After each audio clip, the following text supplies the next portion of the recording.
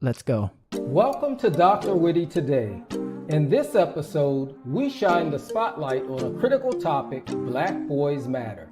Joining us is the remarkable Dr. Timothy Felton, an author, mentor, motivational speaker, retired juvenile officer, and football and track coach. Beyond the titles, Dr. Felton passionately advocates for education and empowerment. His motto, "Sports without education is dangerous," emphasizes holistic success for student athletes. Listeners and viewers, here and at home, please welcome our host, Dr. Whitty.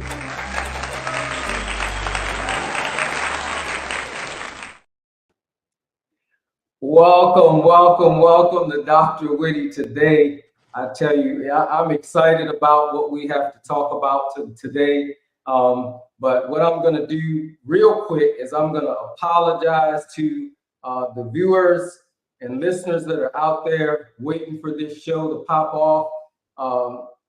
We ran into an issue. So right now, as you can see, the original guest that we had scheduled is not here. But I'm so grateful and thankful that Dr. J.C. Turner stepped in, and we are going to have this show regardless. We're going to have fun. We're going to talk about Black Boys Matter. So without further ado, Dr. J.C. Turner, welcome to the Dr. Whitty Today show. Glad you made it here. And tell us a little bit about yourself. And I know you're excited to be on the show. Man, I've been waiting to be on this show for a long time, man. Let me tell you, I am so proud of you, Dr. Whitfield. I've seen this man come, get that doctorate degree, be successful, and now he's turned it into helping other people in incredible ways. I just wanted to say I'm so very proud of you. Hey, the show don't stop when folk don't show up. You just roll with the folk that show up, and Dr. JT is here. My name is Dr. John C. Turner. I am the host of the Doc Chat Show. I am the author of the book you see right here, The Doctor Talker, where we tell 6 incredible stories of Black doctors from their life through their doctoral journey. And when I seen this show, I made sure I posted this show. And let me tell you something. If people don't want to talk about Black males, I'm going to be on here to talk about Black males because I am an advocate for Black males across the board. I'm telling you, if you're checking us out today, if you have questions when it comes to Black males, man, just let us know. Just hop in that chat. And then I'm telling you, we're going to break down what we're facing, what we're going through. And I'm happy to be here, Dr. Whitty. I appreciate you, my brother. All right. Thank you. I will say that if Dr. Felton pops in, we'll try to pull him up on stage. Indeed. Still get his input. However, if not, we're going to roll with Professor JT from the Doc Chat. And I'm just all excited because I've been trying to get, I was trying to figure out when I was going to get him on the show.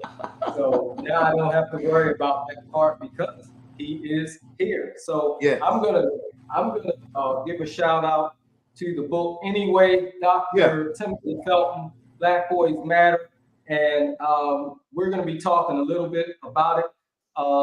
And we're going to just talk about why Black Boys Matter in America. So, Professor JT, what did you do your dissertation on? Yes.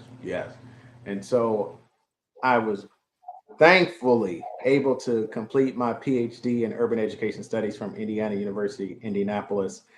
It was an incredible undertaking, which I came in with my idea from day one.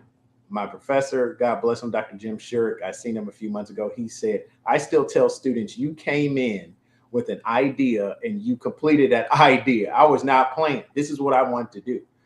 At Ivy Tech Community College in Indianapolis, they had the lowest retention, the lowest matriculation rates, and the lowest graduation rates for Black male students. And so we created a course, which is called the IVYT Focus Course, where we put Black students together in a first year seminar class. And so we went from a 25 to 35% completion rate for Black males in the traditional classes to we ended up with these students together, these Black males getting 65 to 75% completion rate. Now these students not only had a great grade to go on to another semester, many of these students went on to graduate. They went on to get degrees at other institutions. And so I was able to pull these students back after 7 years and after 3 years in 2 separate classes and interview these students for that qualitative study and just get their stories. What was their life like before they took the class? What was their life like during the class? And what was their life like after the class? And so we combined that with that theoretical framework, Black identity development theory. And then we saw how students kind of went into a U type of position. They didn't know who they are. They didn't know what life was. About time they got into class, they started to figure out who they were. And then about time they got out, not only did they know who they were, but they were able to tell other Black men about what they can become. And so that was the powerful part of doing that dissertation work. And I was especially proud to do it. Great stuff. Great stuff. So excuse me, I know that you've had plenty of experience running into Black males in your line of work.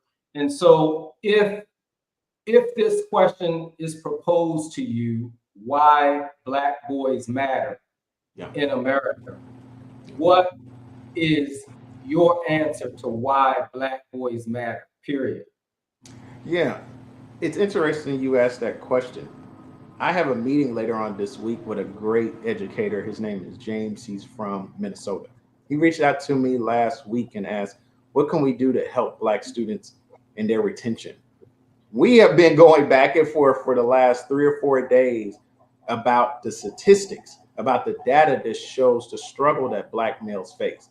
In particular, especially with Black students in our K through 12 systems. They have a higher suspension and expulsion rate than any other demographic. In some states, it's double the next closest individual. But why is that? Well, the big thing is racism. You have bias. You have those microaggressions that come through. You have all those different types of factors from systematic ways of life, ways of living that automatically, when children come out the womb, they're declared unsuccessful.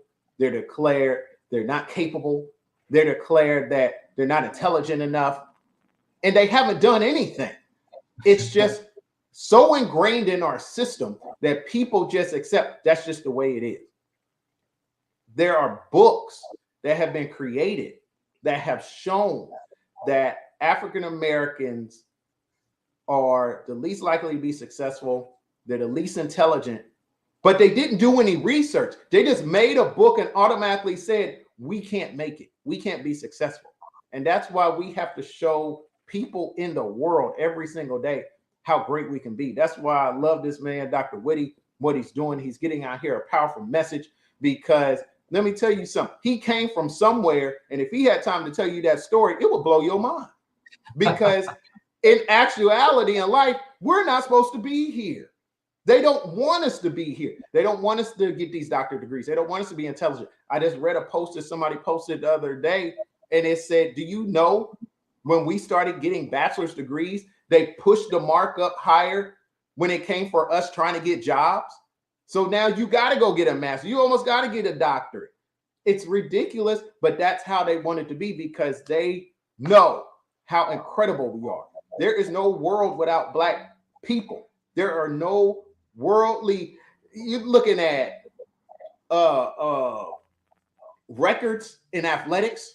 You're looking at inventions. You're looking at so many things. you have Michelle Obama that flat out said, I know black people made this house that I'm in right now. And those are the things we have to realize when it comes to black people. That's why we have to love our black boys and black males, because we're going through so much, but we have to be an example to encourage them.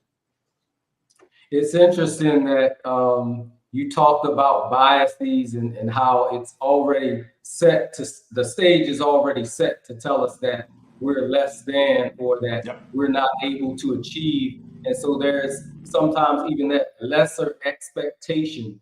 And so it kind of make me think back to when I was in school. Now I'm not professing to be, back then that I was an angel or anything like that, but I can remember doing well initially in school. Yeah. But then I also remember that as I left Baltimore City School and I transferred to Baltimore County schools, that's where a lot of my I guess I would say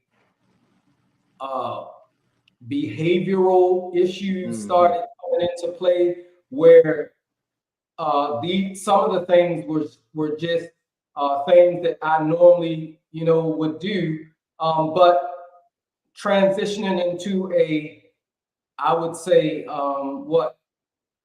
it was more predominantly white school system. There you go. It's like I started to get suspended a lot. I started to get the calls home a lot.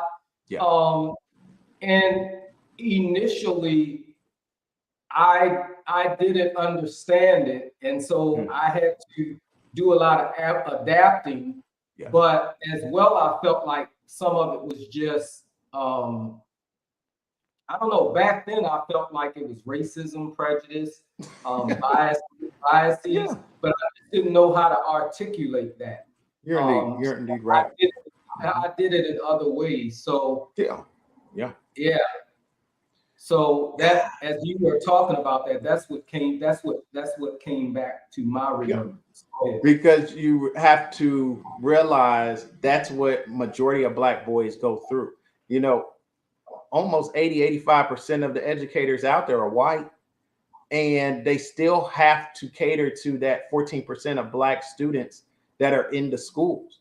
And so when you look at these particular numbers, especially in the United States, you have to even start to ask black boys, have you ever had a black teacher before? That statistic is starting to come out and hit harder than ever. You're more apt to get better service if you have a black doctor. And guess what? You're more apt to be better suited for life if you have black teachers. And so if we're not out there, and there's great people, Brother Sharif that's in Philadelphia that's doing great work with his organization. You have great individuals, Dr. Charles Strayhorn, and you have Dr. Sean Harper, people that are doing research and have done it for years on black boys and the matriculation. And it's frustrating because it all says the same thing. Just like you said, just like I know, because I've been through it myself. I clearly remember second grade, I was going to be in a particular teacher's room. She was an older white lady. And my mother said, no, he can't be in there because it was a Catholic school. And guess what? They still did a Catholic school. Hit on kids. And guess what she was known for doing? Hitting on black kids, because that's how they try to discipline students. And so it's one of those things to where the numbers speak for themselves. Black students, especially black males, you're getting suspended at a higher rate. You're getting expelled at a higher rate. Why is it? It's just flat out racism. People don't like us. Clearly remember a story. A white teacher had a black male in the class, and she was so used to screaming this kid's name. Let's say his name was Mike, because anytime something went on in the class, she automatically assumed it was Mike. It was so ingrained in her psyche that something happened in the classroom. She screamed out, Mike, Mike. Mike wasn't even at school that day. It was so ingrained in her mind that a black boy did it, that she said it every single time. And that's the frustrating part. The data don't lie, but we have to be able to support our black boys better, because they're going through K through 12 and they're traumatized, and it is trouble. Yeah, I remember something that I remember too was in school when I was in Baltimore City School. The the teachers were they were predominantly Black, but more importantly, I remember teachers would come to school early, and you could show up early if you were having issues. Teachers would stay late. You could stay afterwards for a certain amount of time and get extra help. Whereas one of the things I noticed today, teachers are showing up when the students show up, and teachers are out of there before the students can even clear the campus. Teachers are in their cars and gone. And so what a way to tell us that our students don't matter, right? So yeah, that's definitely something that I noticed. What I'm gonna say real quick is I think Dr. Felton popped in. However, I don't see him on the camera, so I'm gonna wait to see if he shows up on the camera, and then we will bring him onto the stage. Yeah, definitely hope so. We definitely want to hear his insights, and I'm telling you, I know that book of his is powerful. I know it is. Yeah. So we don't want you to leave. We're gonna keep you in, and we're gonna have this conversation. All right. All good. All good. All right. There he is. Dr. Felton, welcome. How you doing? Can you hear me? Yes, I can hear you well. Nice to meet you. Yeah, all right. Dr. Turner. We was keeping that seat hot for you, my guy. I'm telling you. That's good. Glad to see you. Yes, sir. All right. So real quick before we go any further, go ahead, Dr. Felton, and introduce yourself. Yeah, I'm like I said, Dr. Timothy Felton, from St. Louis, Missouri, born and raised there. Played football, ran track in high school, had an athletic scholarship to go to Southeast Missouri State University. But before that, like I said, finished my high school career and academically with a 2.5, almost being ineligible my sophomore year, only having a 2.0, only scoring a 13 on the ACT in high school, but went on, like I said, to graduate from Southeast Missouri State with my bachelor's degree in criminal justice. Went on and worked in law enforcement for 20 years before retiring, and then transferring to higher education. Went back, got my master's degree, finished that with a 3.8, and my doctorate degree in higher education leadership with a 3.9. So written 7 books. A lot of them, like I said, all of them actually are on Amazon as we speak. Me and my wife just finished number 8, the marriage game plan. We've been married for 30 years. This is July 11th, and that book is going to drop on our anniversary date. So, and also, like I said, have a couple of more in the oven that I'm working on for the next few years. So that's a brief overview of who I am. All right, congratulations on the books. And Thank you. As you know, we're talking about one of them tonight. So before you popped in, I asked Dr. JT if he was asked the question of why Black boys matter, what his answer would be. And so he gave us that answer. So I'm going to ask you that same question. If I come up to you and say, why does Black boys matter? Tell us why. Like I said, the goal for, like I said, even writing a book, like I said, I was in law enforcement in the juvenile justice system for, like I said, for 20 years. So me and the co-author, Turner Coleman, had sat down one day and just kind of was going over some stories that we had, concerning the juveniles, the youth we work with. Like I said, we both had coached at the little league level. I coached at high school as well as college level, mentoring, team director at the church. And like I said, so pretty much everything that we did was with youth. And so we figured out that our passion and purpose was to work with youth. And mine was also youth and as well as sports. So we wrote the book Black Boys Matters to help individuals understand the challenges facing Black boys and making sure they have awareness of Black boys, some of the barriers, challenges, and struggles that they may have.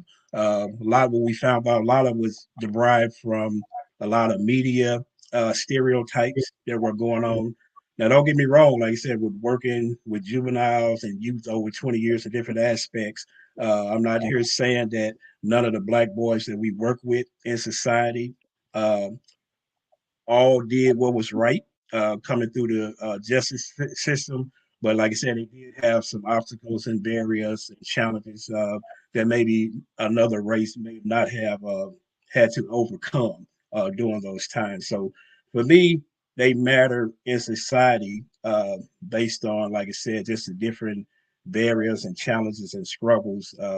And like I said, they also have things to offer, you know what I mean, within society that a lot of people came on the tail end of Dr. Turner when he was talking about, you know what I mean, how the Black boys should make sure, you know what I mean, that they are recognized, making sure we affirm them, making sure we encourage them as well. So for me, Black boys matter because of all the tangibles that they bring to the table in society. All right. Thank you, Dr. Felton. Well, So I've got some questions and I'm going to go ahead and propose them to both of you. Um, and I'm going to start with this one right here. Mhm. Why are our Black sons misunderstood academically, behaviorally, and intellectually? I know we talked a little bit about it in the statements, but if you can add a little bit more, why are they misunderstood behaviorally, intellectually, academically? Go ahead, Dr. Felton. I'll let you go with that one. Mine's like pretty short. Kind of mention some of the media stereotypes, like I said, that they may go through. Culture differences is another thing that I think is important, and then also societal biases. You know, when you look at those three things, I think those are some of the reasons why, like I said, they're misunderstood. When we talking about uh, Black boys as a whole, we're looking at academically. A lot of time, I know one of the other questions that we may get to is when we're dealing with, sports, right? So a lot of time, that's how they're perceived as just being athletes, where we know when we look at the term, it's supposed to be student athletes, right? So the student comes before athletes, but a lot of time they put athletic student when they Yeah. define it. A lot of our Black boys that we working with in society. Behavior, like I said, start from kindergarten through third. Remember our unit when I was a juvenile officer went to California in a training, and one of the trainings that they had brought out was that between kindergarten and third grade, if you don't catch Black boys within that time frame, whether it's reading or whether any other subject, a lot of times you lose those individuals within that. And then behaviorally, like I said, a lot of time the stereotypes portrayed from the news that everybody is violent, everybody is out here doing crimes, everybody's out here murdering other individuals. Within the intellect part, it just comes from, like, I know in athletic it was like the dumb jock syndrome when I played sports or whatever. But a lot of, like I said, student athletes were also scholar athletes. Were also on the dean's list, were also on the honor roll. And then, like I said, for my side of it, I came from a different perspective, only having averaging a C average from elementary till I got to grad school. But that was because my parents, who dropped out in the eighth grade and the sixth grade, 10th grade, eighth grade, from Mississippi and Arkansas, had to go help and work their family. They didn't really stress the importance of education beyond high school because Yeah. they didn't make it that far.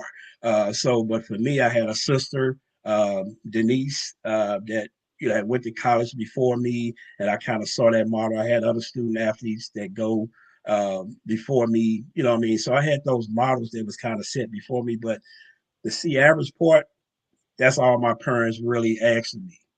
Don't come home with no D's in it. So I Mm. kind of focus on getting C's in all the classes except art, gym, and recess. You know what I mean? If they gave a grade in that, those were my top three classes. But like I said, as I got older and having an understanding of the importance of academics, the importance that I am smart, like I said, I went forward and, like I said, got a master's, got a doctorate degree, and the reason getting a doctorate degree was to really go back and show those that came up the way I came up, with a 13 on the ACT, only being a C average student, that you still can succeed in life. You know what I mean? Had a couple opportunities to work out for a couple of NFL teams, but didn't make it, but had your education to fall back on. So those kind of things for me are, important when we talking about our Black boys in society. All right, Professor JT. They created this world with the notion that we just aren't supposed to make it. And I always give the look of this concept. If there's a swimming pool, Black people are born in the deep end. We're born in it. And we got to figure out how we can get to the middle, Lord's willing, we can even get to the shallow end where we can at least stand up in the water's, knee, ankle level. But we're always from the very beginning, the systemic approach to Black males is that we're not supposed to make it. We're not.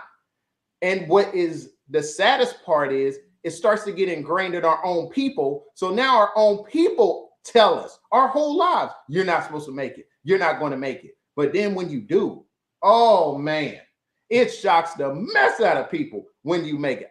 They are wow, you actually graduated with a bachelor's, you graduated with a master's, you're a doctor, people can't understand it. And that's the thing to where we have to realize something that's very, very key. I appreciate you, Dr. Felton. I've been following you for a long time, my guy. I love the work you're doing. We got to tell our story. We got to tell the real life of what we've been through. I graduated from high school, 2.2 GPA. The only reason I got into Indiana State University is because I went through a program in Indianapolis, Indiana, at an organization called Center for Leadership Development. It was a self-discovery type program to teach you about college. The admissions advisor that was at Indiana State University, a Black man, came and said, do you have any students that want to go to this school? And he found me and allowed me in that school. 2.2 GPA, I wasn't supposed to be going to nobody college, maybe community college. That's it. But once I had that opportunity, my very first semester in college, I knew one thing. I had a mother that passed away when I was 13. My father was on drugs. He told me himself, he said, I'm pretty much been doing this my whole life. I'm probably going to do it until I'm gone. And he did.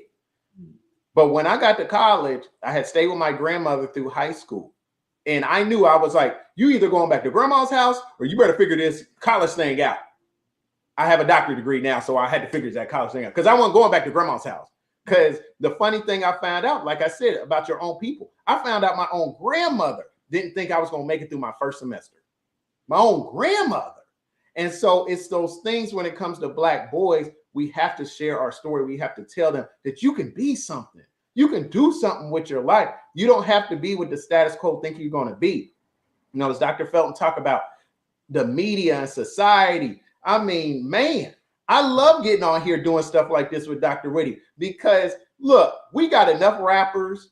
We got enough athletes. We got enough people want to be entertainers. I can remember being a kid in grade school. They would walk up to me. I don't know if people remember, there was a Colts player named Eric Dickerson. They were like, man, can you run fast like Eric Dickerson? Can you do that? Or can you dance like Michael Jackson? I didn't realize how much those were microaggressions back in the day because that's all they knew with Black people. They didn't think we can be scholars. They didn't think we could be leaders. They didn't think we could be educators. They didn't think we could write books. They didn't think we could do any of this stuff. They said, what's the old saying? If you want to hide something from a Black person, put it in a book. Right. This man done wrote 8 books. Y'all better read these books. I'm telling you. And so the biggest thing is we have to tell our story. We have to share it. We can't be afraid of it because there's kids out there that need to hear it.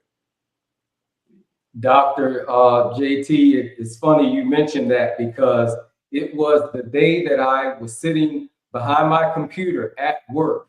And what do they call them? Chain emails? A chain email popped up in my inbox and the subject was Blacks don't read. And the first thought in my mind was to delete it, but I was a little bit more intrigued. So I opened it up to see what the message was, and that's exactly what the message said. The message said, if you want to hide anything from a Black person, put it in a book.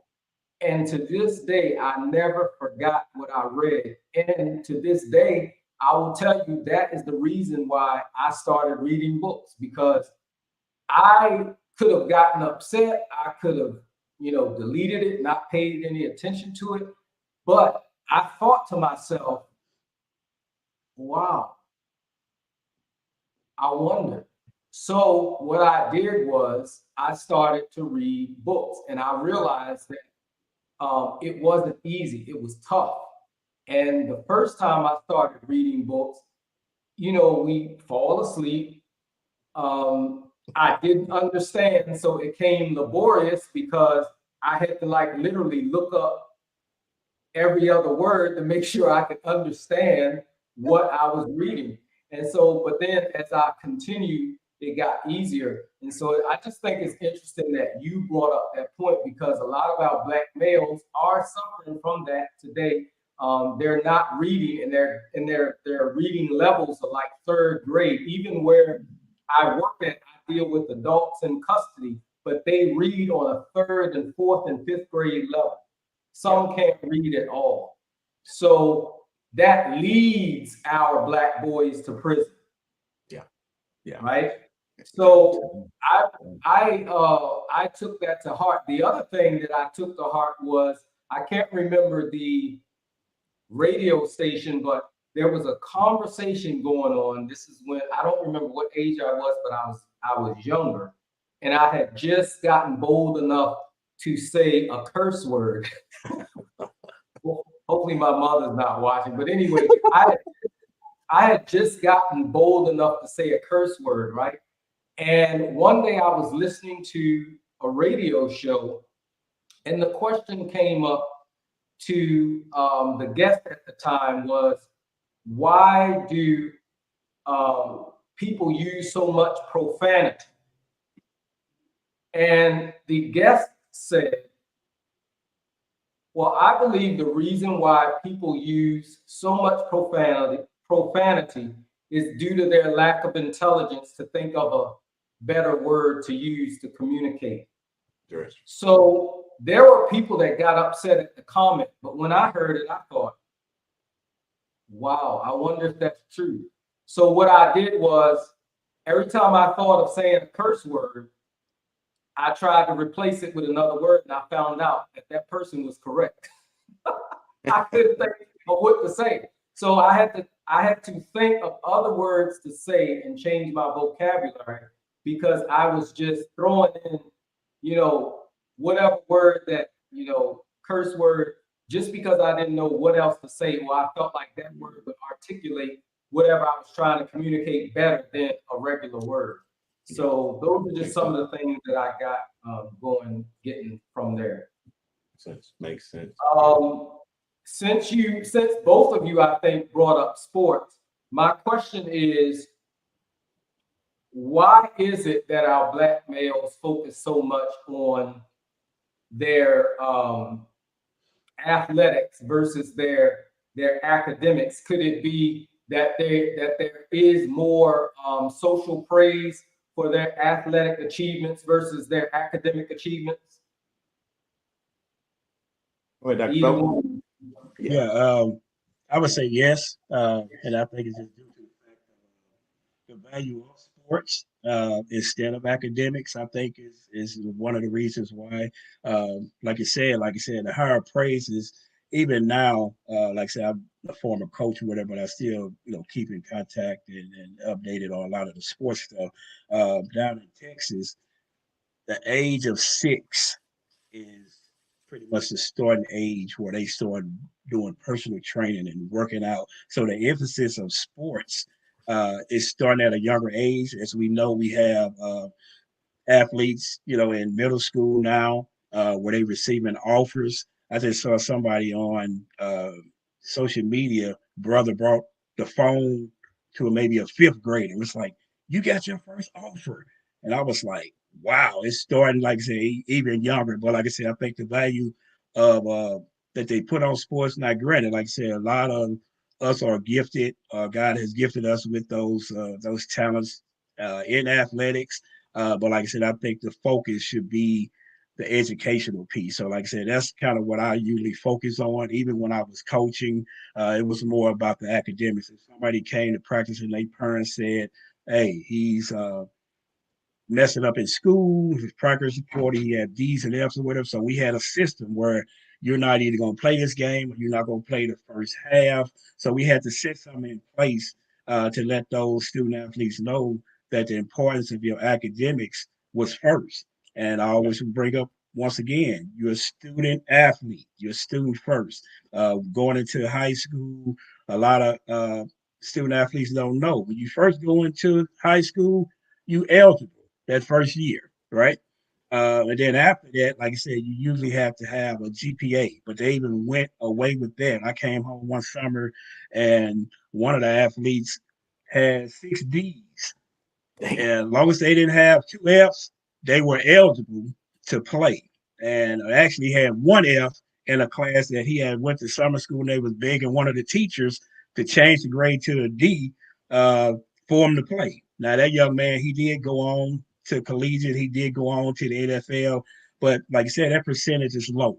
When we talk about 1 or 2% that's going to make it. So my focus a lot of time when I'm talking to student athletes, say, you're going to end up in that 80, 98, or 99% that I fell into. Yeah, I worked out for the Indianapolis Colts. I worked out for the Cleveland Browns, but I didn't make it. So most student athletes are going to fall into that category, not to get away from your dream, if that's what dream that you have. But like I said, you also got to have something else to fall back on. So I go through and make sure, like I said, if somebody say, hey, I want to be a lawyer, I go through and make sure they research and print out the information that they need to really see what it takes to be a lawyer, what it takes to be a doctor, what it takes to be an engineer.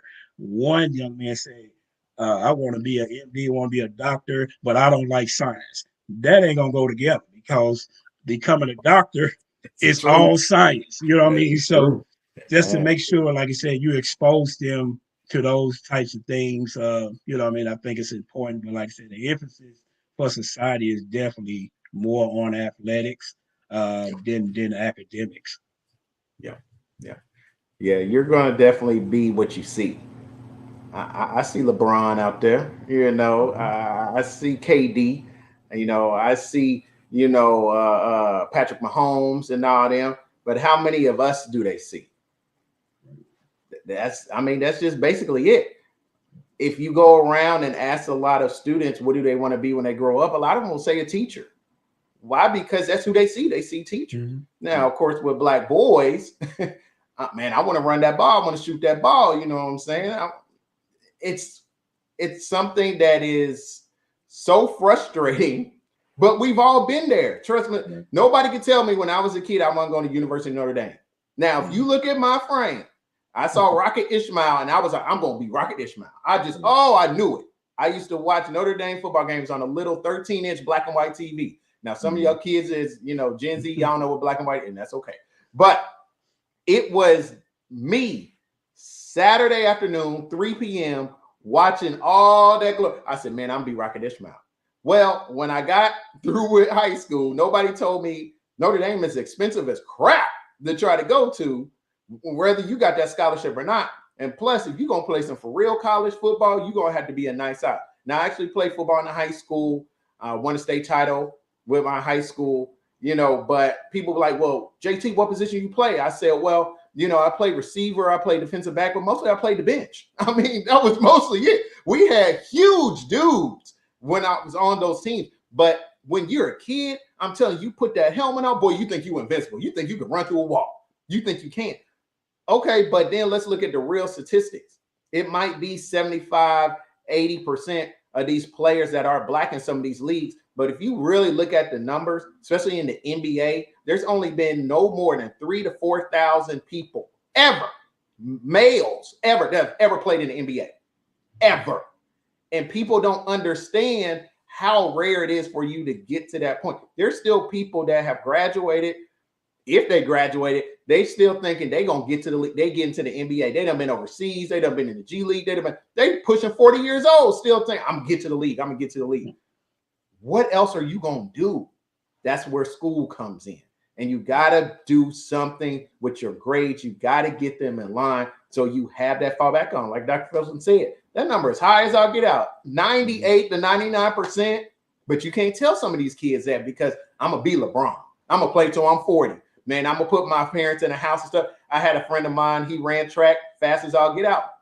He knew he was going to Tennessee State and he was going to put his mom in the house. He was going to the Olympics. What'd he do? Tears ACL. He was done, career done. But he was smart enough to keep going to college, and he went and he has a nice career and he's living well. That's what most of us are going to have to do. But you have to tell these black boys that early. There are options for you. You can do more than just run that ball. You might be good at it. You might be great. But God only made one LeBron. God only made one Deion Sanders. God only made one Michael Jordan. Yes, if you have that opportunity, that's great. But here's what's happening with these players. Braylon Edwards played for the University of Michigan. He went, played in NFL. After he got to NFL, he kept wanting to get a job. People wouldn't hire him. Why? You don't got a bachelor's. People don't know the NFL has a program where all you have to do is play for 3 years. Then you can go and finish any degree and the NFL will pay for it. I want to make sure that black males are taking advantage of that, because you're not going to play in the NFL forever. You're not. So it's just looking at those options, giving these black males different options, because they're not going to be able to play these sports forever. And you got to have something under your belt. Yeah, it's important. Like I said, one of my things also expressed to a lot of the student athletes is that you can be a professional without being a professional athlete. That's good. We're professionals in what we do in life. And like I said, once you find your passion and purpose, I think, like I said, that'll be the main thing for a lot of them.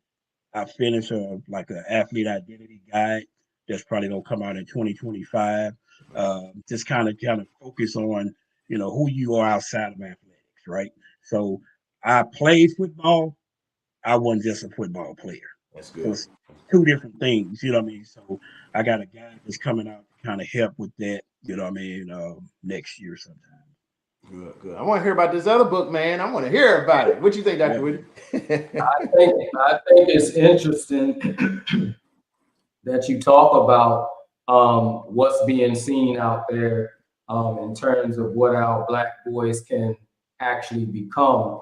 Because I remember as a young teenager seeing some of those same images, like, people wanting to be a rapper, people wanting to be like LL Cool J or NWA, or just different people. I remember that I was going to be I do sing, but what I mean is I was going to be a recording artist. I did shows, I joined the shows. We had videotapes. We put together dances, all kinds of things, right? I was going to be back when I used to get bullied, and I stumbled across what used to be called the National Wrestling Alliance, NWA, AWA, the WWF, which now they call it the WWE. But I stumbled across that when I used to get bullied. And so through watching that, I got up enough courage to start defending myself. So I was going to become a professional wrestler, right? Yeah. And funny thing is, initially going back to, I think Dr. Turner mentioned it, when I was younger in elementary school, whenever somebody would ask me what I wanted to be, I would always say a teacher. And in fact, I always volunteered to do stuff like write on the board. I would pretend to teach a class when I'd be at home. Or we had this day where students pretty much ran the entire school. I forget what it was called, but it was in Baltimore, Maryland. The school was Rosemont Elementary School. And we used to have a day where we would be the principal, the teacher, everything, you name it. And I can remember one year I was a teacher. I can remember the year that I was the actual principal, and I had actually suspended a few kids. It was an amazing time, right? That's awesome. But I say that to say, what's funny is, full circle, I have not become a recording artist. And I'm obviously not a professional wrestler. But what I do is I'm always in front of somebody, teaching them, demonstrating, showing them something. So I feel like back then, when I was that kid, I got it right whether I knew it or not. So I kind of equate that to what Dr. Turner was talking about. When somebody asks us, we tend to say what we see, because that was my first, I would say a teacher was my first, in a sense, kind of like a role model outside of being at home. Because I remember when I went to the first grade, and I can remember this just like it was yesterday, I was kind of afraid to go into class. So I was a little bit late and I was outside of the classroom, and I wouldn't go in because of fear that, everybody would stare at me or laugh or whatever. I don't know what I was thinking. So I just hung out in the hallway, and then eventually the teacher, I never forget her name, was Mrs. King, and she came out and she looked and she started talking to me, and I told her I didn't want to go in. I was scared, all that type of thing. So she just talked to me, and then she grabbed my hand and said, "Well, I'm going to walk with you." So from that day forward, she was like my favorite teacher. Never forgot her, because I was used to being embarrassed a lot, but she did not embarrass me. And so I think that's where my first aspiration was, I'm going to be a teacher. So I never forgot. That's nice. So, any, I just want to make sure you guys, if anybody Yeah, has, man. I had one last short point with that. Just like, Well, let me ask it. oh, What did you want to be, Dr. Felton? I really want to know that too. yeah. So like, in elementary school, we had a career day, right? And so on career day, when I grew up, you had doctors, lawyers, firemen, policemen. So those were the people's lawyers, that came to career day. So I didn't want to be any of those. Like I said, even though I went into law enforcement later on, my first job I wanted to do was to become a plumber, because a plumber came to our house and he fixed our pipes. And I was probably about 6 or 7 years old. And I held it all the way up until I got to high school, when I started dibbling in journalism. And then I turned into, I want to be a journalist, sports journalist. And that's what I kind of went to college for, my first year before I changed my major. But the interesting thing is, when I stood up and said I wanted to be a plumber, everyone laughed, because everybody else was picking doctors and lawyers and engineers. They stood up and laughed at me. So from that point, I stopped standing up. But to fast forward, if I knew what plumbers make, or you become your own plumbing, have your own plumbing company, Yeah. I would probably stuck with that. So it's interesting that, like I said, Dr. Whitty, you said that. And then just a short note on, like, who are you becoming, or who you wanted to become based on who you seen. I had a teammate, a track teammate in high school, and he had wrote a piece on Facebook, and he asked the question. He was getting the question asked, uh, "Who is your favorite athlete?" Right, and he was trying to figure out, did anybody think like him? And most people would think of like a professional athlete in their sport, but he said his first was his brother. He played baseball, who he saw. For basketball, it was his best friend. And then he mentioned uh, football. It was another one, two of our teammates that played with us. And then for track, he mentioned me. And I was like, wow, but I had the same thought pattern that he had, because some of the same people he had mentioned is some of the same people that I had watched in elementary or middle school, Wow. at the high school, Sumner High School, where I attended. And that's who I wanted to be. It wasn't, even though my favorite team was Dallas Cowboys, I didn't want to be Tony Dorsett, even though I was a running back. I wanted to be Anthony Stafford, right? Wow. And so that's interesting. Like you said, people have different views on, like I said, why they became what they want to become. But yeah, mine was a plumber. But it's never too late. I can go back and get that plumbing degree right now. So good. So good. isn't it interesting though that so many of our youth, they, and don't get me wrong, it's not that I don't think there's anything wrong with looking up to those people that they might look to for inspiration or motivation. But isn't it interesting that many of our athletes, not just athletes, but musicians, people that are out there in the public spotlight, isn't it interesting that a lot of them will go back to school and get their degree, and they will also encourage others, hey, it's good that you want to play, but what are you going to do if, like I think Dr. JT said, if you tear that ACL? Because you have people that they don't know what to do when they get injured. And so they do things like unlife themselves, or they go into a Great Depression. So that is interesting. Why do you think that the focus is still on that status versus noticing that, oh, sure, this person might be on the front page. They might be showing you how much bling they have. But did you notice that they were straight A students? Did you notice that they went back to college and got their degree or degrees?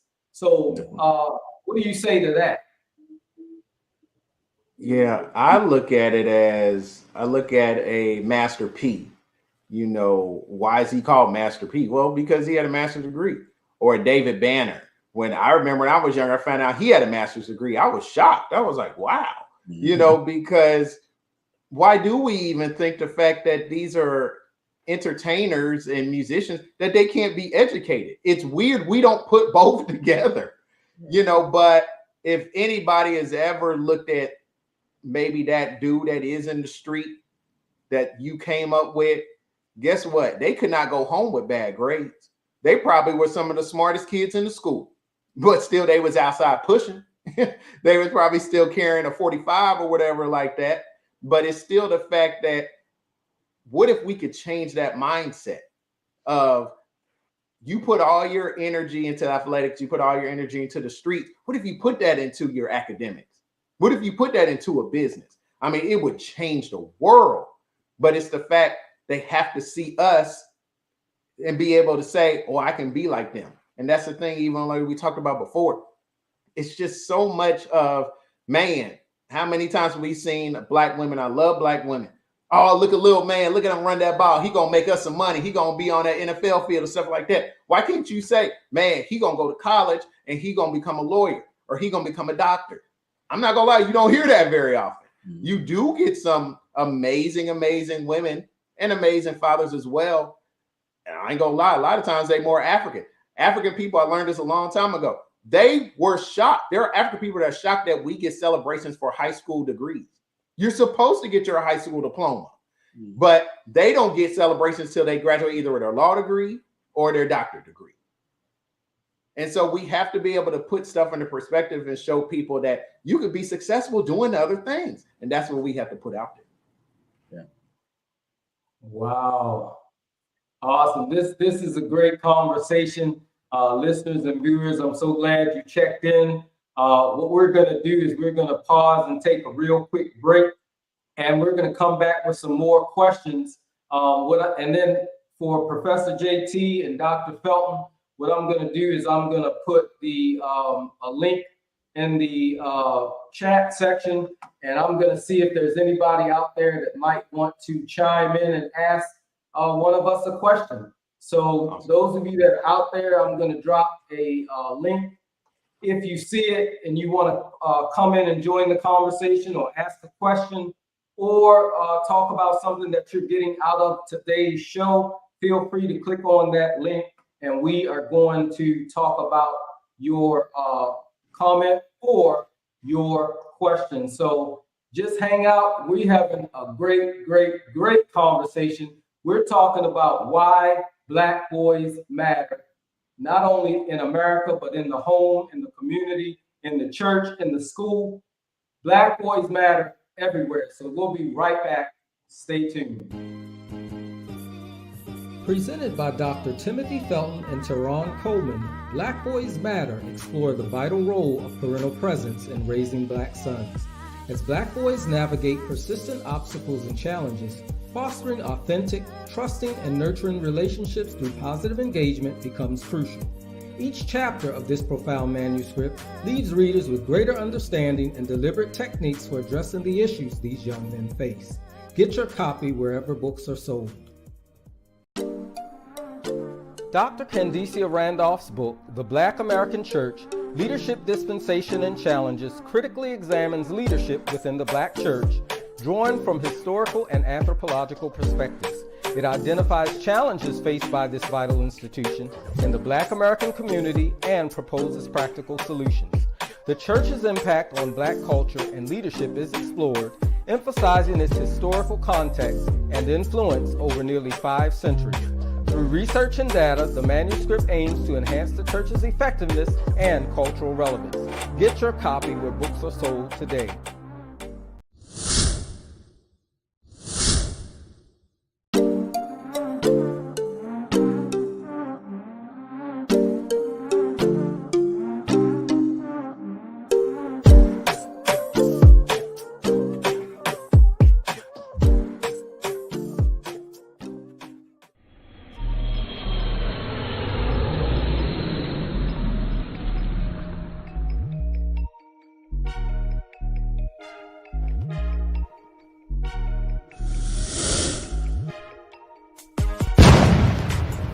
Dr. Ian Buchanan, a native of East St. Louis, Illinois, is the CEO of the NIA Education Group.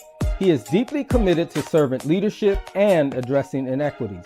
His best-selling book, King, a 4-part leadership framework for Black men, is making waves in the leadership community. His extensive experience spans teaching, school leadership, and advocacy. Pick up your copy of King today wherever books are sold.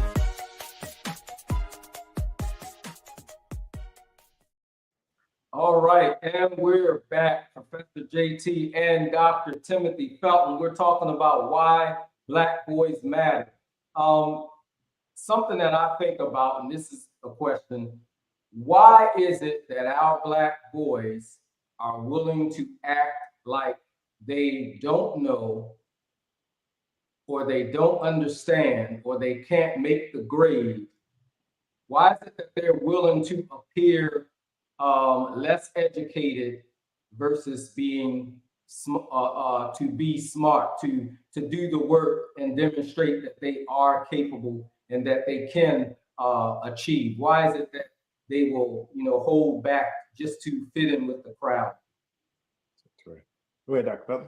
Felton. I think one of the reasons is that, like I said, society has kind of showed them beforehand that being smart is being nerdy. Being smart is not being cool. So a lot of them people try to dumb me down. Like I said, I work with several students, and I remember one student particularly that went to Hazelwood Central High School. And this particular student has started out their freshman year probably with about a 3.8.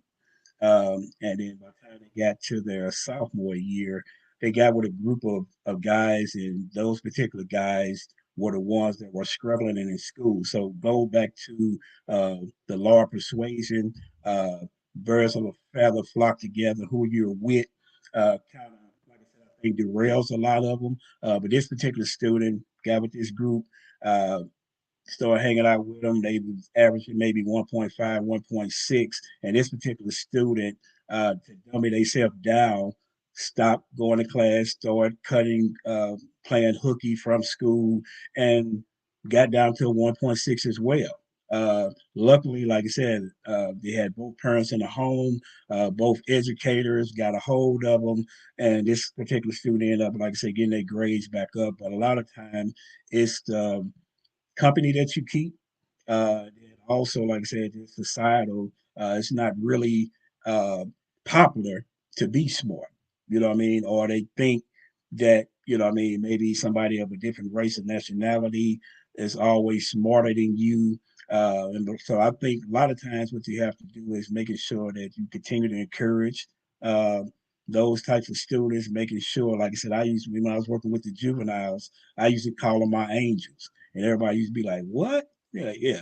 So kind of like what the Bible said, speak those things as be not as though they were, right? So I would call them angels, even though I knew they was coming in for different minor offenses as well as, a lot of the major offenses. But it's about changing the mindset. So another thing, like I said, man, making sure that you speak to them about getting their mind renewed.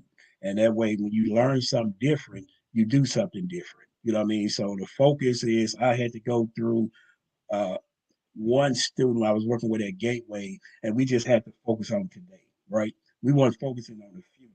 So I had to take out the equation, how I was raised, uh, and just kind of focus on where they were, because there's a lot of distractions that's happening, in society, and that was back in the early 2000s. So now you have even more distractions with social medias, with the cell phones, with the AI, there's a lot of stuff that's going on right now that's forced distractions. But like I said, I think one of the major things is that a lot of students in that particular population, they are influenced by others, and or like I said, for me, like I gave you my story, uneducated parents could be another problem that they may face. Like I said, my parents only went to the grades they went to because they had to work, and they didn't, like I said, value the education. So they taught me how to kind of not value education as well. You know what I mean? So that model that's kind of set before you,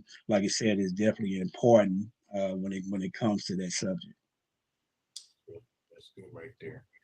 All right. Yeah, you know, it's just one of those hard things when you look at life, and it made me think about Steve Urkel way back in the day. And boy, they harassed that kid so much of different. But if you really looked at some of those episodes, whenever there was something that needed to be figured out, or there was some kind of trouble out there, Steve Urkel's the one that solved those problems. Right. And one of the greatest things I do start to see now more on social media are the individuals. There's two twins, they're black males. They both are doctors, and they do some, funny stuff, talking about doctor stuff or different things like that. But you get to see black doctors, and Dr. Felton is exactly right. You got picked on if you were smart. Like, wow, you got good grade. I can remember being in college. This guy, he was like, JT, what do you got? I said, well, I got like, 3.0. I was in undergrad.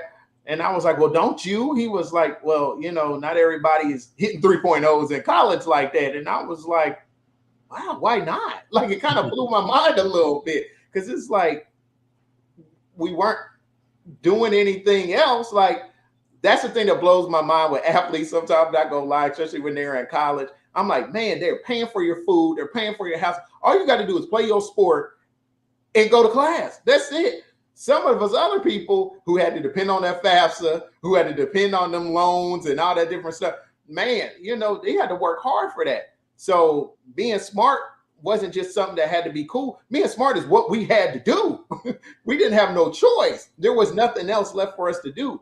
And, so it's one of those things where we have to teach kids it's okay to be you. If you just can knock it out the park and you're intelligent, whether it's math, whether it's English, where you're that orator, you're very well spoken, whether you can do that statistical analysis, crank that stuff out. Man, get paid millions to do that. There's statisticians in the NBA, NFL. You can learn all that stuff and you can be great. I love seeing Dr. Terrell Strayhorn. I love seeing Dr. Sean Harper. I love seeing Dr. Mark Lamont Hill on TV. I've never seen doctors on TV, and I'm like, that could be me. So just seeing those people do it really was inspiring, and really can make sure that black males can see inspiring people doing inspiring things. Great. Good stuff. Good stuff. Now, here's my next question. What are some culturally responsive strategies to help promote Black boys' positive identity and voice inside and outside of the home, as well as in educational and occupational workspaces? I would say kind of what we've been talking about, representation is very important. Like you mentioned, you saw a black teacher. You know what I mean? So you want to become a teacher. So if you see a doctor, you see a lawyer, if you see somebody in IT or in the STEM field, could they have, the gaming? You know what I mean? It's different professions, but if you see yourself within those professions, I think the representation that you see is very important. The second component of that will be mentorship. I think it's important. for a lot of, like I said, the Black boys to have. And then third, is empowerment. And like I said, making sure we encourage Black boys to express themselves as well. Because a lot of times they say as men, like I said, we don't talk. You know what I mean? But I think those are a few things that, is important. Yeah, I mean, I would definitely say just real quick, just looking at giving people options, giving people resources. Too many times we don't give the keys to the next generation. That's something that's really big to me. I'm a huge connector, I'm a huge communicator in that aspect. If I see an opportunity and I can give it to somebody that looks like me, I'm gonna do that. I'm gonna put my people on. White people do it all the time. Asian people do it all the time. Latino, Latinx people, they do it all the time. We have a huge problem with putting each other on. That is a huge thing to me because I want to see you get that $100,000 job. I want to see you be able to get that scholarship opportunity. Those are things I think of real quick as I'm thinking, because I'm ready to get on this book, Dr. Felton. I am just hyped about hearing about this book. But those are the things I think about when it comes to that next level and helping Black males succeed. Exactly, exactly. I want to address this question, and I'm just going to call you Dr. Deborah because I don't want to get in trouble. But we can talk about how to say that just to make sure we know. But she says we have to engage fathers in their children's education as partners, not only when there is a problem. Now, I want you to address this question, but as well, uh, Dr. Felton, you mentioned the point of what we would normally say males don't do. And so I'm going to ask, this is not really a question, but I'm going to read it. It says, most boys and men would finish this sentence, real men don't. So first talk about what Dr. Deborah said, and then we're going to talk about some of the things that they say real men don't. Yeah. Yeah, like you said, I agree with Dr. Deborah. Like I said, we must engage the fathers. Like I said, a lot of times when we talk about single parent homes, so a lot of times they will say like the father is not there. But even if it's not there, it don't mean they should be engaged in the child's education. Like I said, PTA, PTO, parent teachers conference. All that is for both parents. It's not just for the mothers. You know what I mean? Even though, like I said, a lot of times we see that. But to engage them, I remember when I was a mentor with Big Brother and Big Sister, and the director that interviewed me before I got my little, he asked me a question. He said, "Why don't like black males mentor?" Pretty much. So I told him I was mentoring because it was my passion and it was my purpose. And that's what I do. I mentor youth, student athletes. You know what I mean? But what came to mind was that a lot of the fathers, they wasn't even in their own children's lives. So why would they mentor somebody else outside of their family? But like I said, you have different dynamics. You have some instances where the fathers just don't know how to be a father. The father wasn't modeled before them. Some of them are not, allowed, guide a mother into that child's life, even though that's not an excuse. You can still go through the court system, but if you go through the court system, then we're dealing with some of them don't want to pay child support, or get involved with the court system at all. But like I said, the importance of fathers being there, and I know a lot of school districts have uh, dads, donut days, and different activities and events that are created for dads to be there, the daughter, dad dance. So there are opportunities, but like I said, I think for most fathers or dads, like I said, that's something that you have to want to do as well. You know what I mean? You have to want to be involved in your children's life, no matter what's going on between you, and the mother of the child. That child needs both a mother and a father to be involved in their life, not only educational, but throughout life. That's good. Professor JT. The only word that came to my mind is cry. And the reason because of that is because that used to be the thing that they taught men all the time. You better not cry. You better hold that in. And now that emotional piece, that mental health piece, Black males are more acceptable to go through suicides. I mean, just living your everyday life. And you're telling me you got to hold all that in? Oh, no, you better not. Because what you're not telling you as well, when you do hold all that emotion in, you're either going to pop, like you said, Dr. Felton could have been a plumber, like that pipe is going to pop because all that pressure in it, or you're going to probably have a heart attack. You're going to die because all of that built in, you don't let go. You don't get some therapy, some counseling.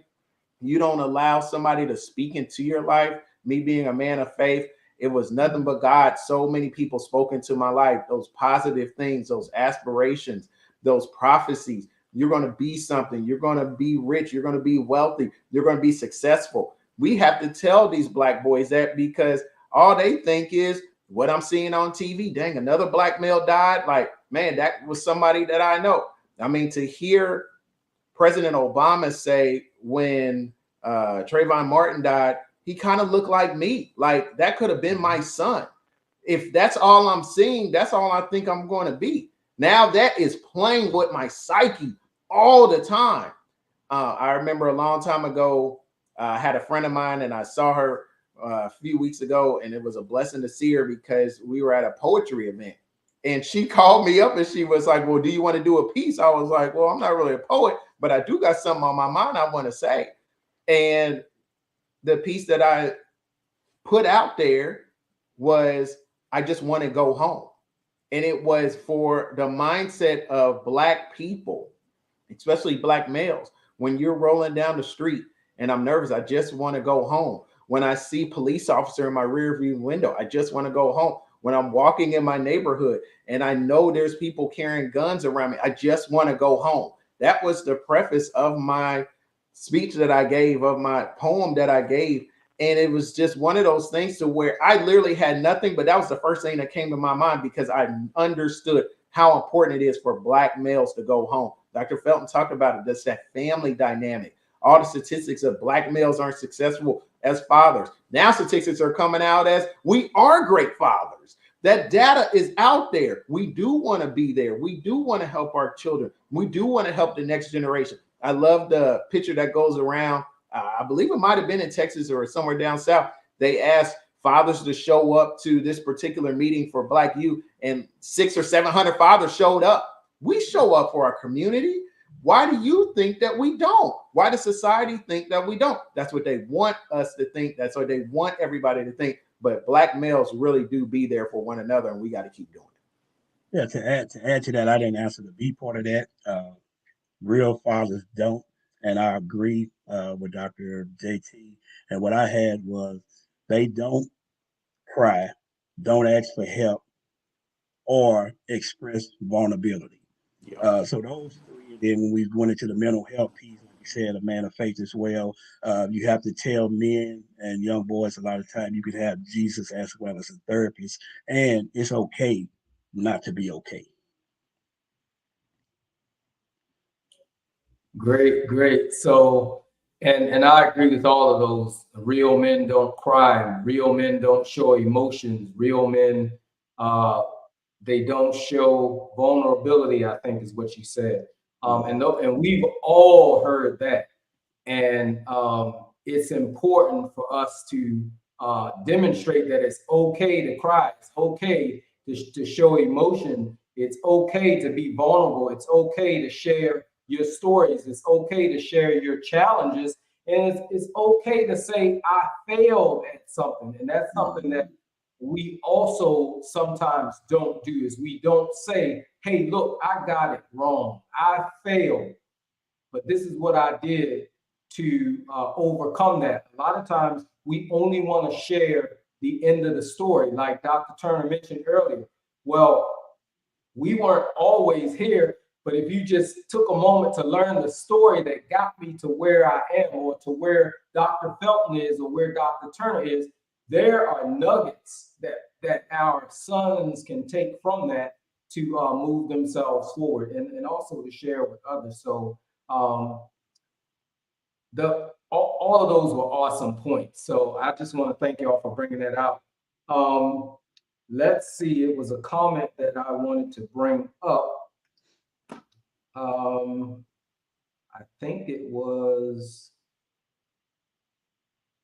think Dr. Deborah said that men used to come together in the community and talk crime. Crime had driven Black men into isolation. Anybody want to comment on that? Yeah, I can go back even further, like I said, growing up as a youth. Like I said, the difference I believe we had communities, right? And then later on it moved into hoods, right? So with the community, I can remember in my community in the Ville area, right? You could go anywhere in the Ville, right? You had Black businesses, you had Black families, and those families that stayed in the community, you knew those families. You can go down the street, another family's house, they could discipline you, but then it moved to hoods, right? And so I think it's important to recognize that when it comes to society and what we're looking at, stuff has changed, you know what I mean, but stuff are still the same. You still can show somebody respect, even if they don't respect you, you still show somebody love.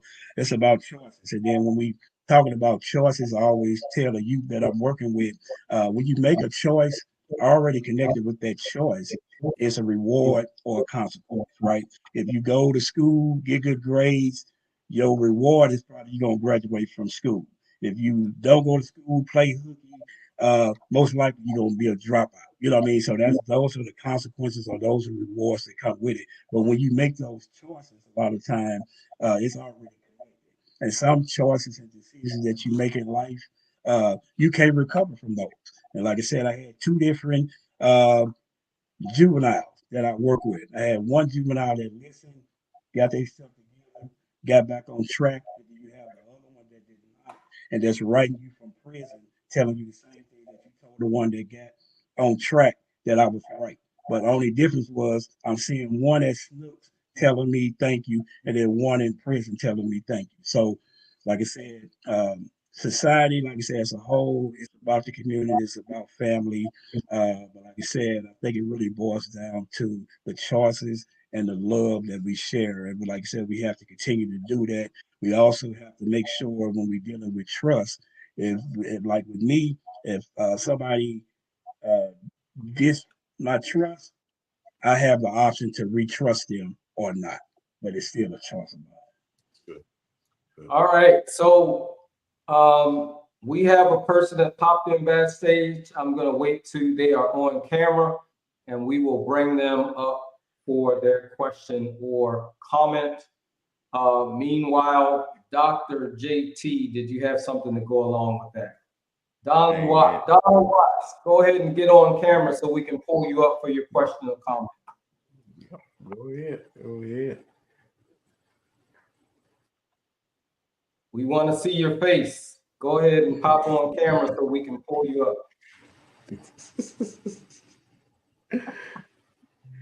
I guess I don't know if he can hear me now. He disappeared. It's all Maybe he'll pop, and if he pops back in, we'll pop him up and see what his question or comment is. All right, go ahead, Professor JT. Go ahead. Yeah. I mean, I don't have much off of, what Dr. Felton said. Oh, there we go. All right. So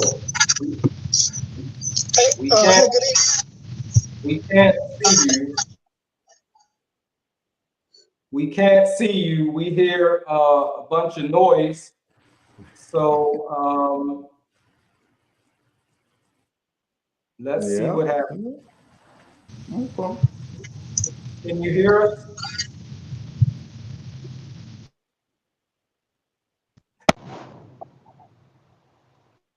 Donald Watts, can you hear us? Hey, can you hear me now? We can hear you. We can't see you.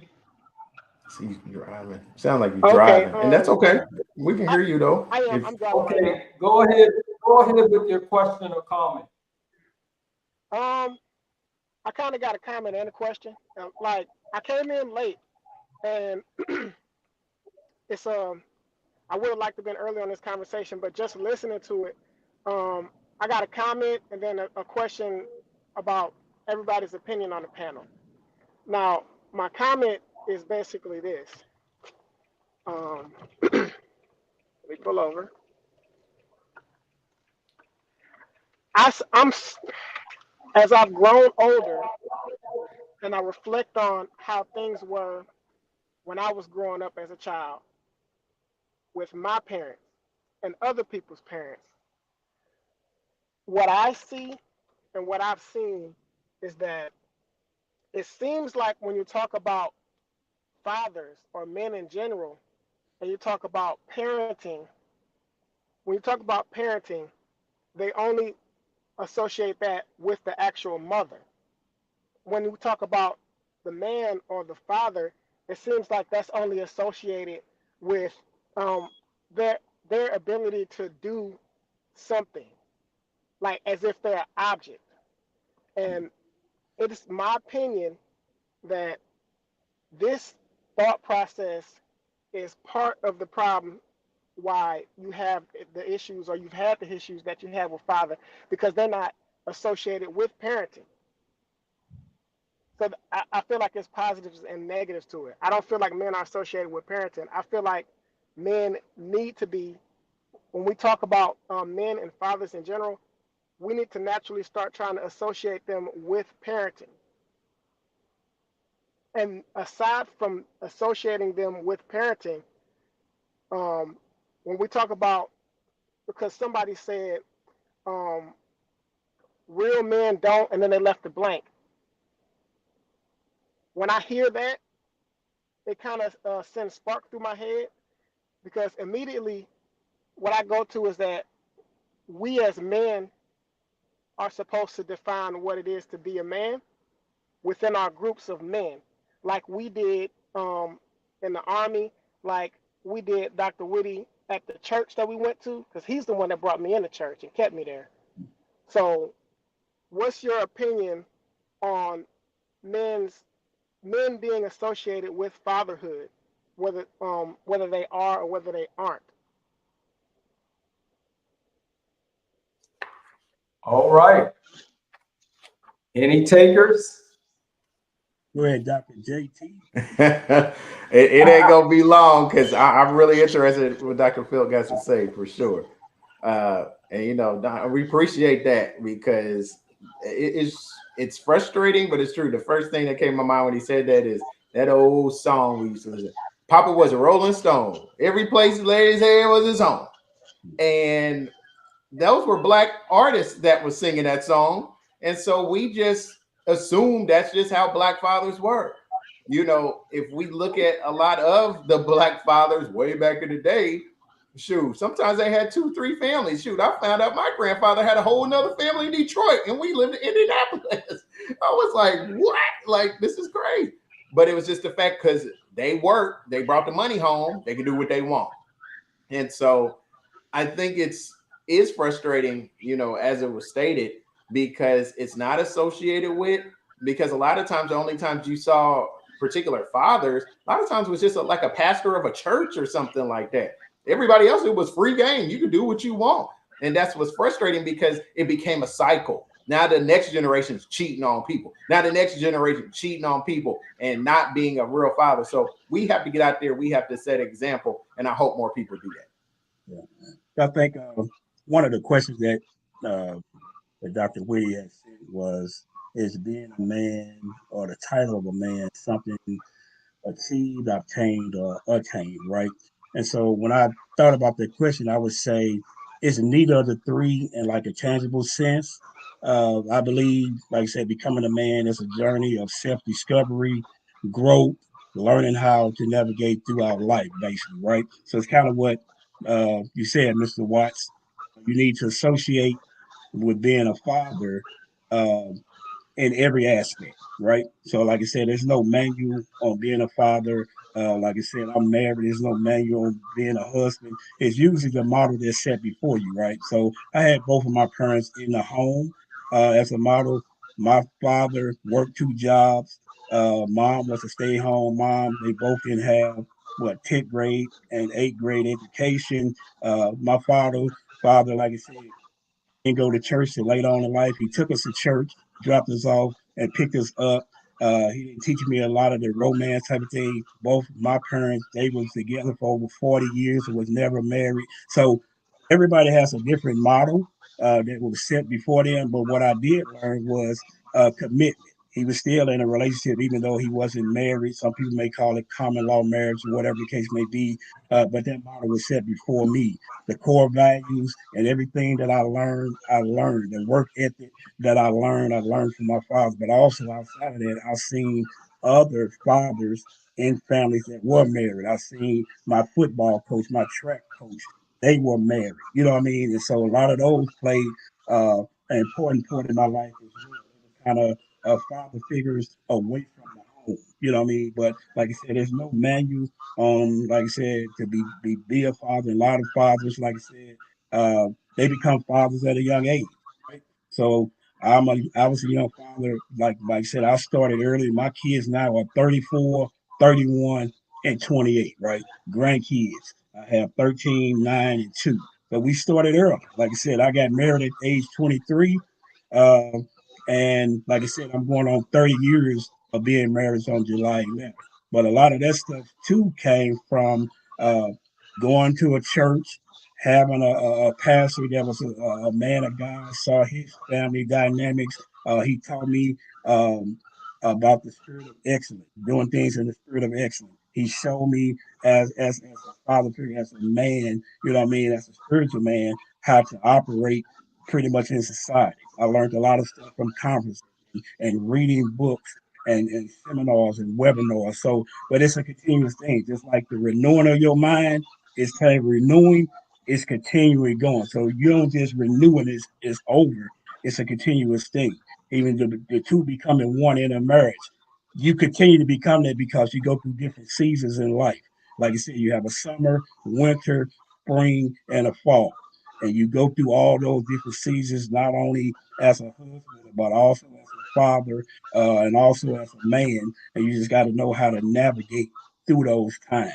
And like I said, people gonna come in and out of your life for a reason and for some season. And like I said, I've had to fire some friends and I had to renew some relationships. I had to retrust some people. But like I said, it all comes down to making sure you do the self discovery, I believe, as a father and continue to learn as you continue to grow in this society that we live in.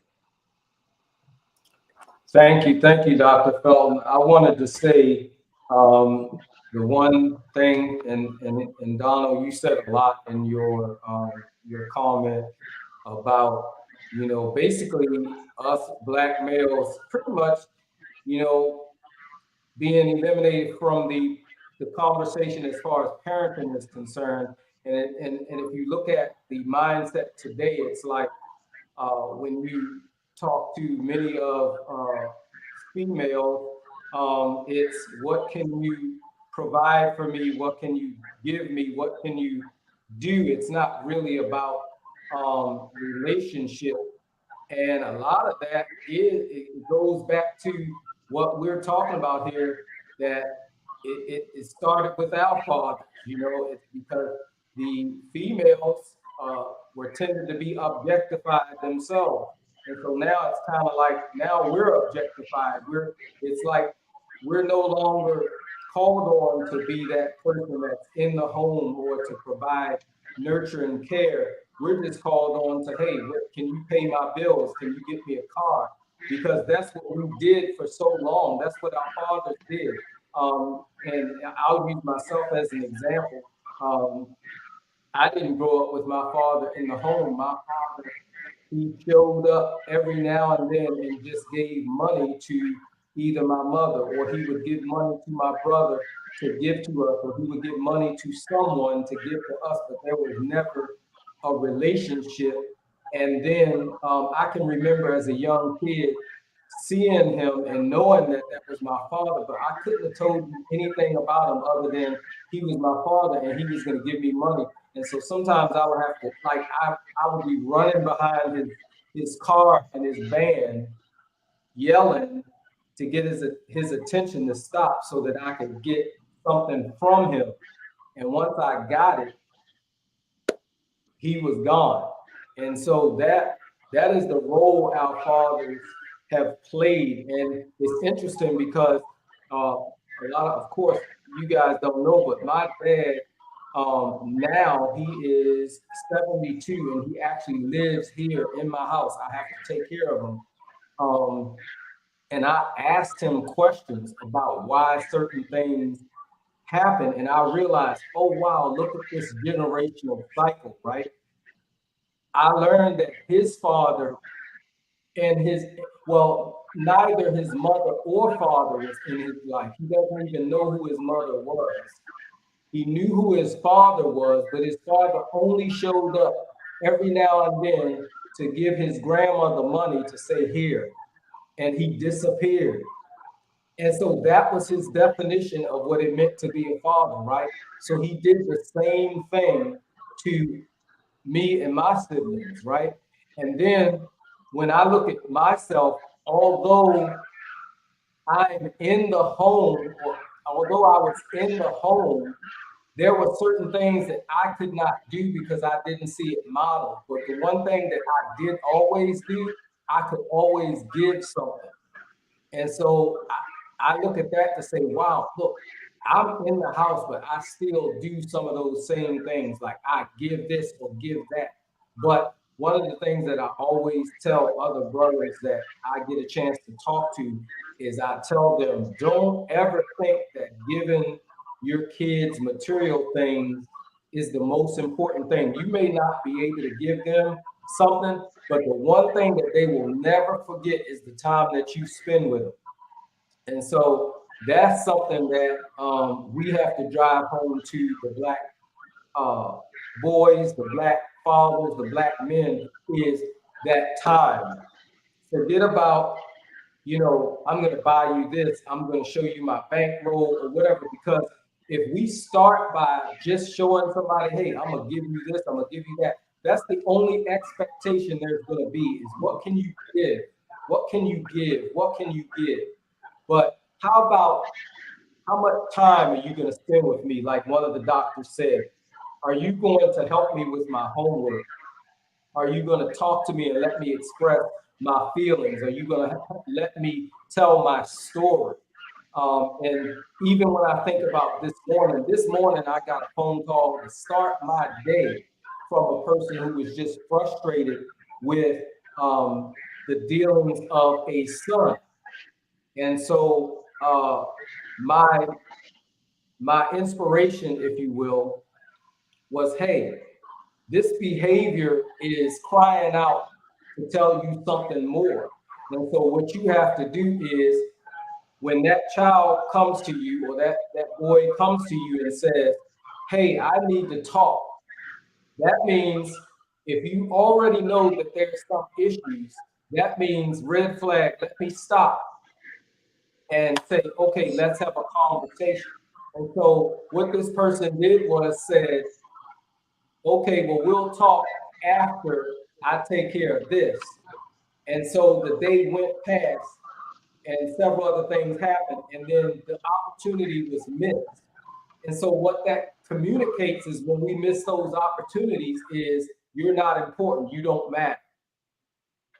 And so we as boys, as men, as fathers, as the community, we have to make sure that we are bringing more to the table than our money, our belongings, our sex, whatever.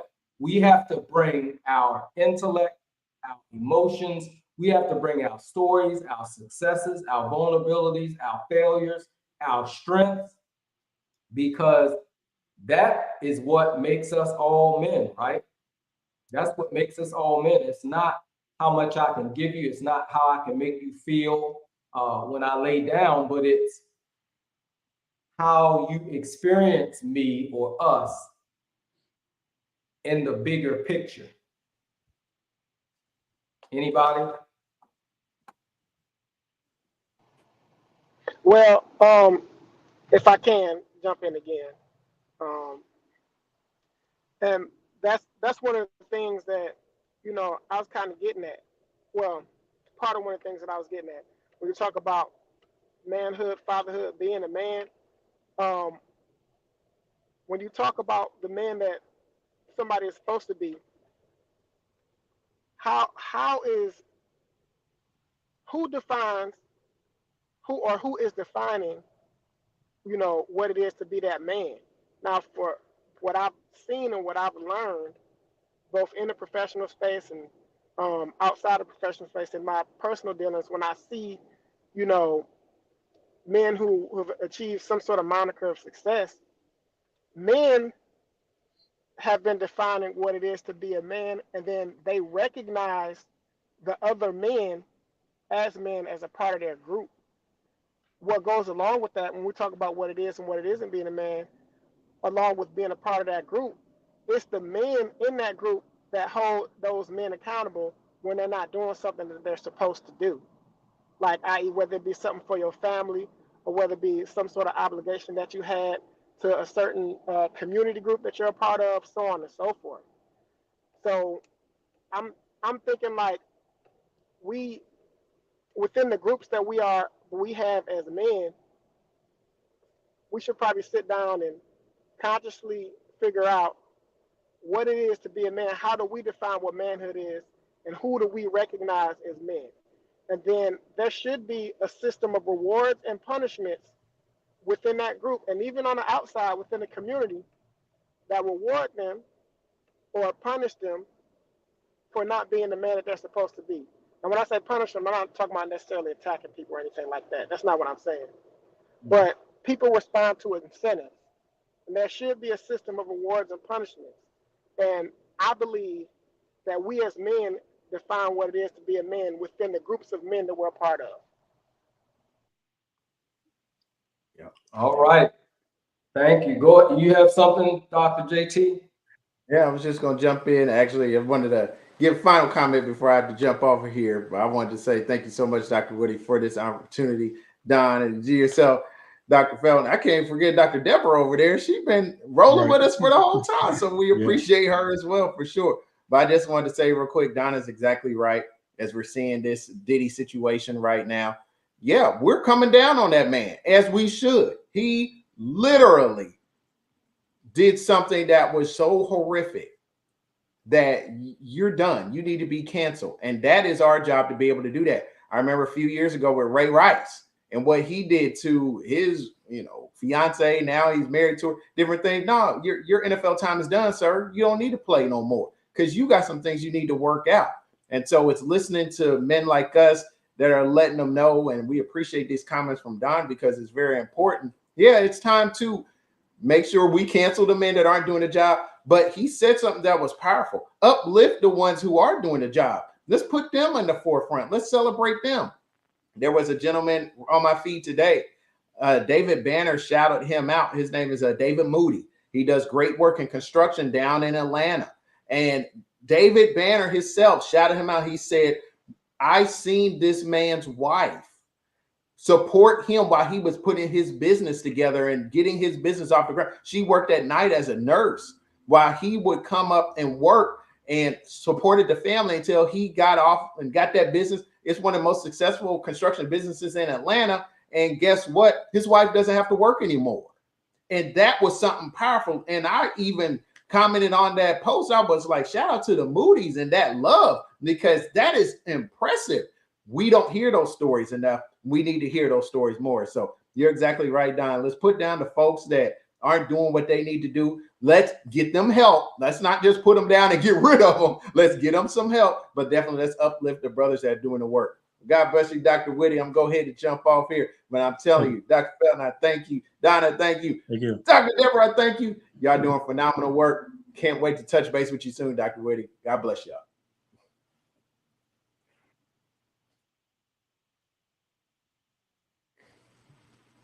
Thank you. Muted, Dr. Whitty, you muted. I was just saying thank you, Professor JT. He cut out, and we're grateful that he stepped in and took part of this conversation with us. Donald, thank you for your comments and your question. We're going to go ahead and take you off the stage right now, but thank you so much for tuning in, and we hope this is not your last time. Thank you. So, Dr. Felton, before we go, first of all great comments. Thank everybody out there for your comments, your input. This has been an awesome conversation, and I hope that we can definitely do this again coming up here real soon. So, what I would like to say is, Dr. Felton, how important is it for Black men to help Black boys cultivate a sense of identity and purpose that is not defined solely by their traumas or the limitations imposed upon them? Yeah, extremely important. Like I said, I think it goes back to, first of all, like I said, being a man and the representation that you set before them, along with the guidance and support that you can also offer in the mentorship that you can also offer as well. Like I said, as men, we have to make sure we're responsible and we take accountability, like I said, for our actions. At the end of the day, like I said, there's no manual when it comes to being a man. And like I said, everybody's situation is going to be different. Kind of what you touched on in the last segment when Don was talking, I thought about just the ideal of men, like I said, having a circle. I watched The Shot, right, on the show, and they have a men's circle, right? And so in that men's circle, they go around and everybody share if they want to, I mean, different issues that they may have. Um, and then like I said, the men just kind of be there as support to help them along. And I think with your platform that you have here, which is great doing the podcast, brings out a lot of information that needs to be shared. But to go a step further, I think maybe putting together like a live panel, like I said, together of Black men. You invite Black men and their sons. Also, the mothers also can to come, or families can come, and they can just kind of, we have a format, but you have a space where you can just kind of freely share questions and you give answers. So I think, like I said, all those things are important when it plays an important part. Like I said, Black boys, like I said, are immensely important in this society in every aspect. Whether it's like I said, the family, the community, the church, and also like I said, it's essential, I think, as well to make sure you promote the DEI component, the diversity and inclusion component of it, because a lot of, like I said, our youth, um, like I said, they're not, being included. I remember I went to a training, and in the training it said, if you want to be inclusive, don't just invite me to the party, but also ask me to dance. You know what I mean? So I think we have to be inclusive, and what we do when we working with our young Black men, like I said, in today's society. I agree. I think something that we might look into as well is having this conversation with some teenagers or younger boys and talk about why Black boys matter, and also try to get them in on your book, because it offers a lot of information and a lot of gems that people can take in and learn from. Before we take off, I just have one last, well, I have two, but this one is in particular to your book. Following this conversation, men should walk away with the idea that real men don't. And you just finish it. Following this conversation, what should men walk away with if you said real men, if you said the phrase and you started it with real men don't? Mm-hmm. Like I said earlier, we talked about the emotion part. We talked about the crying, the asking for help, and just being vulnerable, right? Expressing your vulnerability. But that particular question, I would say, don't adhere to the harmful stereotypes or the restrictive expectations that they put up on us as Black boys and Black men. Is how I would answer that question. All right, say that one more time because I couldn't hear you, so I just want to make sure I got it. Yeah, I said that particular, the last question that you proposed, I would say that don't adhere to harmful stereotypes or restrictive expectations that a lot of people put up on black boys or black men. Is how I would answer that question. All right, so don't adhere to those stereotypes and don't listen to those limitations that are placed upon us as black males, is what Dr. Felton says. So, and I would just add to that, real men, don't be afraid to express yourself, to communicate, to be vulnerable. Don't hesitate to be instrumental in your black son's life. Don't hesitate to be present. Don't be ashamed of sharing your failures or your challenges. All right. And don't only share your successes. So thank you, Dr. Felton, for being here today on Dr. Whitty Today. Thank you, Dr. Professor John C. Turner. Also, thank you so much, Donald Watts, for tuning in and offering your question and your comments. Thank each and every viewer and listener out there that's a part of this platform. We hope that you don't make this your last time. Dr. Felton, I always say, once you've been a part of Dr. Whitty Today, you are alumni. So hopefully this won't be the last time that you are a part of Dr. Whitty Today. So before we take off, why don't you tell our listeners and viewers where they can find you outside of Dr. Whitty Today? Yeah, like I said, I'm located in St. Louis, Missouri. Currently a Dana student in the First and Florissant School District. Like I said, I can be reached at 314-445-9730. My email is tfelton63@gmail.com. I also have a non-for-profit called the Youth Exposure Sports Foundation, and that website is infoyesf.org. That's infoyesf.org. All right, and I am Dr. Whitty. You can catch Dr. Whitty Today on LinkedIn, Facebook, Instagram, Twitter, and I'm always forgetting one. And YouTube. You can catch me every other Monday at 7 p.m. Eastern Standard Time. Our next show, as a matter of fact, is coming up. That is going to be, let's see, I have it down here somewhere.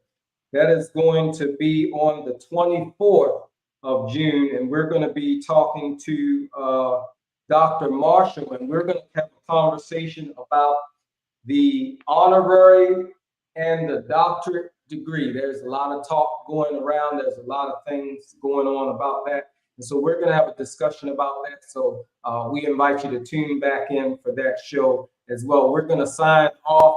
We're going to say thank you for joining the show. We hope that your mind, spirit, and your heart has gone to college. Thank you, Dr. Timothy Felton. I'm going to ask you to stick around so that we can have a few words during the after show. Thank you for tuning in to Dr. Whitty Today. We'll see you next time. Thank you for joining us on Dr. Whitty Today. We appreciate your time and viewership. If you enjoyed this episode, don't forget to hit that like button, share your thoughts in the comments, and most importantly, subscribe. Your support keeps us going, and we can't wait to have you back. Until then, stay curious, stay inspired, stay motivated, and stay tuned.